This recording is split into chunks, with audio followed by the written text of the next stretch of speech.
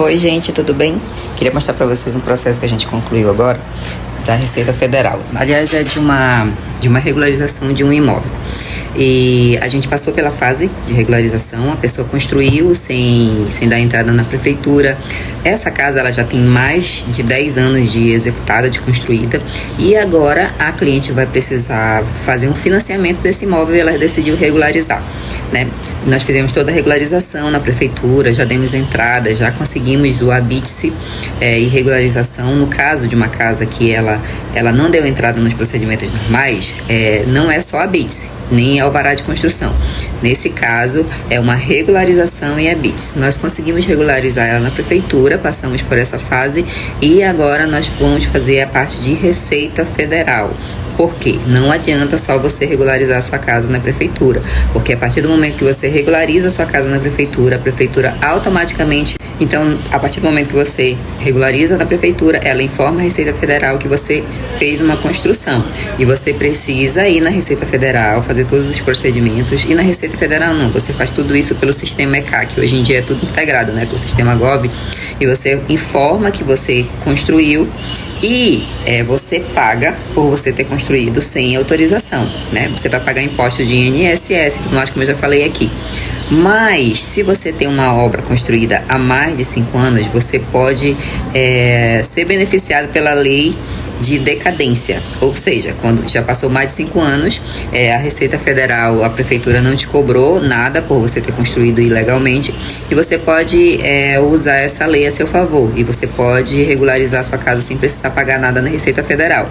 No entanto, você tem que ter algumas documentações, né? E nesse caso desse cliente, ele tinha algumas documentações, tinha IPTU com área construída há mais de 5 anos e aí tá tudo certinho. Nós conseguimos, com a documentação que ela tinha, nós conseguimos zerar. A Receita Federal dela não vai pagar nada, graças a Deus. Mais uma regularização aí que a gente está conseguindo beneficiar o cliente. E ele tá zerando tudo, não vai precisar pagar nada. E agora ele vai para a fase de averbação no cartório. No cartório, cada cartório tem a sua lista de documentos. Eles pedem a documentação que a gente precisa e a gente tem que apresentar para eles e eles fazem a averbação. Ou seja, eles vão colocar no registro de imóvel que agora existe uma construção lá. E aí essa cliente vai poder fazer o financiamento dela, tudo certinho, com tudo legalizado, sem ter dívida na Receita Federal. Mas eu vou mostrar para vocês aqui o documento da Receita Federal para quem tem dúvidas. Porque, por exemplo, tem muita gente que regulariza a casa e nessa parte de receita não faz. E aí, em algum momento, chega uma notificação e a pessoa precisa pagar, às vezes, multa de 200% em cima. Então, tenha muito cuidado quando você for regularizar uma casa, quando você for construir.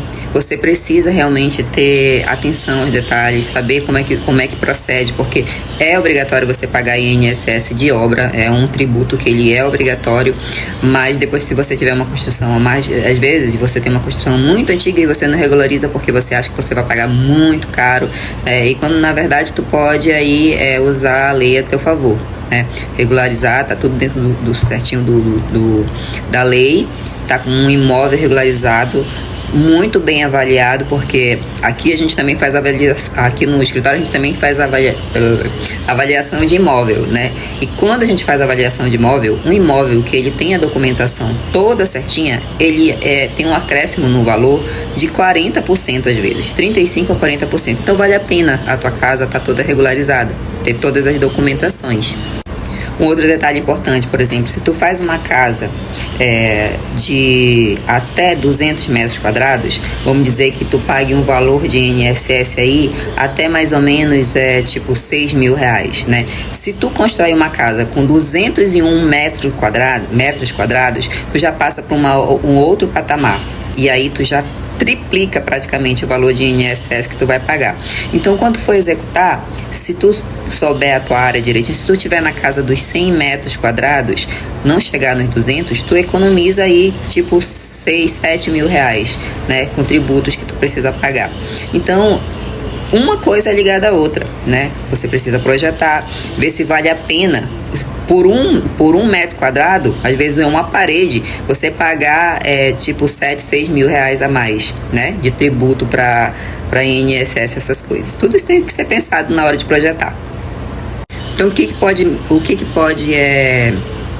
te ajudar, para entrar nessa lei de decadência se tu tiver uma casa construída há mais de 5 anos. Por exemplo, se você tiver recibos de trabalhadores que você pagou para trabalhadores, se você tiver o histórico da Manaus Energia mostrando que antigamente, antes daquela data, não existia nenhuma fatura naquele imóvel, ou contas de água, recibos de correspondência bancárias para mostrar que aquela casa já está construída há mais de 5 anos, o que diminui valores de INSS também, concreto armado, se você construiu, por exemplo, se tu foi fazer a tua laje ela foi, você contratou uma empresa, ela foi lá e só derramou o concreto lá para fazer a laje, tu vai pagar, se tu tiver os recibos, as notas fiscais desse serviço, vai baratear a tua obra, entendeu? Na hora de prestar contas no INSS. Agora, se tu fez manual, com um pedreiro lá, puxando lá a laje, se foi o pedreiro que puxou lá a laje com mais 5 serventes e tudo mais, aí isso daí não te dá desconto.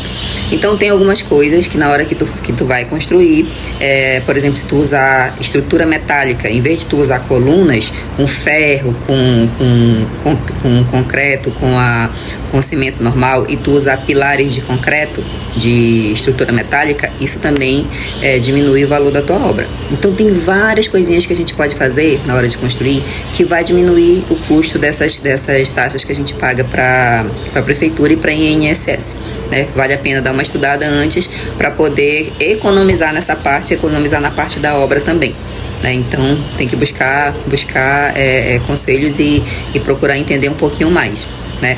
Mas tudo isso dá para fazer. Eu vou mostrar para vocês o documento aqui, como a gente zerou e tudo mais, como ficou top para nossa cliente. Vou mostrar para vocês rapidinho, ó. Memória de cálculo e aferição, né? Receita Federal, aí aqui os dados da obra tudinho, e aqui o que é mais importante, vou mostrar para vocês, ó. Os dados da obra, início da obra, quando que iniciou a obra, ó. Vou colocar aqui, ó, início de período da aferição, 11/5/2011, tá? Mas não adianta só a gente colocar uma data lá atrás, a gente tem que comprovar isso com documentações. E o que a gente tinha para comprovar isso daqui? A gente tinha uma certidão narrativa que nós solicitamos na prefeitura e lá constava essa área construída desde 2011. Então esse é um dos documentos que a gente usou para isentar essa obra. E aqui vem os cálculos, né? Outros índices, vou mostrar para vocês. Aqui, ó, tipo de área, área principal, identificação da área, obra nova, né? Não é uma obra nova, mas para a Receita Federal é uma obra nova, então a gente coloca como obra nova, não é obra construída nem existente, é obra nova, porque para a Receita Federal ela está nascendo agora, né? A área construída, 246 mil. Remuneração devida, 71.454, ou seja, o cliente ele ia pagar 71.450 mil reais, né? E aqui, ó, remuneração total devida, 71 mil. Percentual da obra decadente, 100%, porque foi executada há mais de 5 anos e nós tivemos como comprovar com documentos isso aqui, né? E aqui era o valor que ela iria pagar, 71 mil. E aqui com todos os cálculos e com toda a documentação que nós temos, como foi que ficou? Zerada, débito a pagar, zero, né, de tudo. Por quê? Tínhamos a documentação certa e fizemos o processo certinho, né? Então, de 71 mil reais que ela iria pagar, né, isso pode ser pago parcelado ou pode ser pago à vista. À vista tem um desconto maior e conseguimos chegar a zero, né? Então vale a pena você procurar um profissional que te ajude realmente a regularizar a obra da forma certa, né? Agora vocês viram mais ou menos como é que fica.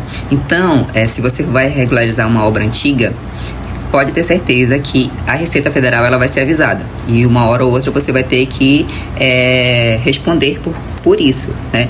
Mas se você faz o processo tudo direitinho, a gente consegue zerar esse processo para você, né? Não caia na cilada de achar que é só regularizar a obra na prefeitura, porque são 3 etapas diferentes: prefeitura, Receita Federal e cartório, né? Fazendo tudo direitinho você consegue zerar, ou então você vai adquirir uma dívida para você aí, né? Então você tem que, quem está fazendo esse processo para você tem que ser muito claro e te explicar muito bem.